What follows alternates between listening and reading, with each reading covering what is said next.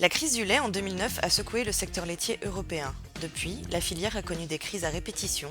En 2019, 10 ans après, les manifestations montrent que la situation est toujours tendue pour les producteurs laitiers. Dans le cadre du projet Échangeons sur notre agriculture de nature et progrès, des citoyens et des éleveurs se sont rencontrés en 2016 afin d'envisager des pistes d'avenir pour le secteur laitier en Wallonie. Visites de fermes, de fromageries, soirées débats, sondages, 12 propositions sont ressorties des échanges touchant à l'ensemble du secteur laitier. Nous vous invitons à consulter la publication pour en savoir plus. Une grande majorité des producteurs laitiers wallons dépendent du libre-échange pour écouler leur production.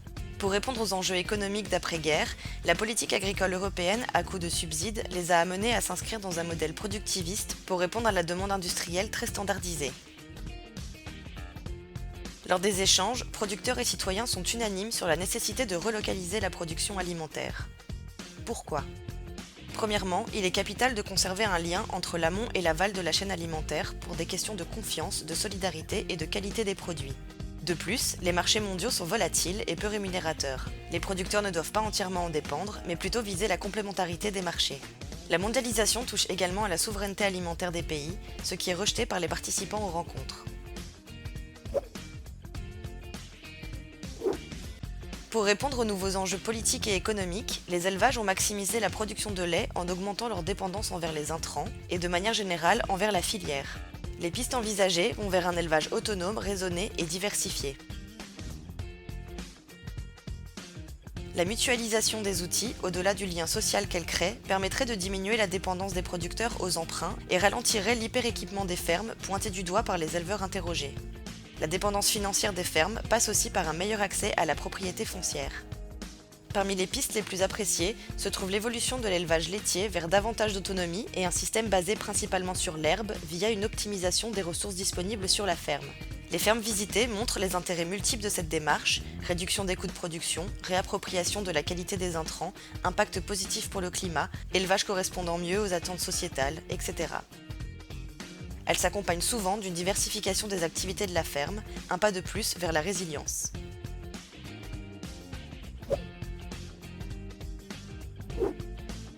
Le lait a parfois mauvaise réputation. Il peut être nécessaire d'informer sur ses vertus également. L'Agence wallonne pour une agriculture de qualité et le Collège des producteurs mettent en place de la communication positive et scientifiquement basée pour informer le consommateur sur le lait et les élevages laitiers. Le lait issu d'élevage autonome à l'herbe mérite d'être valorisé à sa juste valeur. Un label local, équitable, à l'herbe permet une reconnaissance des consommateurs. Mais surtout, le lait peut être transformé en produit à plus-value. La Belgique ne produit qu'un tiers de sa consommation de fromage. Lors des campagnes de promotion sur les fromages wallons, les crémiers tombent régulièrement à court de stock. La valorisation du lait en fromage, beurre, crème, yaourt, etc. permet une meilleure rémunération des producteurs et une meilleure maîtrise de leur filière que lorsque le lait se trouve transformé en poudre pour le marché mondial. Diversiferme, via son pôle technologie laitier, dispense de nombreuses formations sur les différentes voies de valorisation du lait et accompagne techniquement les artisans souhaitant se lancer.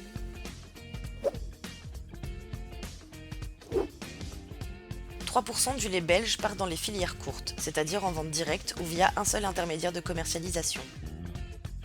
Ce créneau, souvent qualifié de niche, accueille néanmoins près de 580 producteurs fermiers en Wallonie, soit un éleveur laitier sur 6. D'après les producteurs fermiers rencontrés, le circuit court est loin d'être saturé. La demande pour des produits fermiers locaux ne cesse de croître et les canaux de distribution connaissent un fort développement parallèle, permettant une meilleure accessibilité logistique. D'autres possibilités existent pour ceux qui ne souhaitent pas se lancer dans la transformation laitière à la ferme. Le développement de fromageries coopératives, récoltant leur lait dans des fermes wallonnes en autonomie, est une réelle opportunité pour le secteur laitier wallon. Des solutions existent aussi pour les filières longues, où les producteurs, ensemble, se réapproprient la commercialisation de leur lait.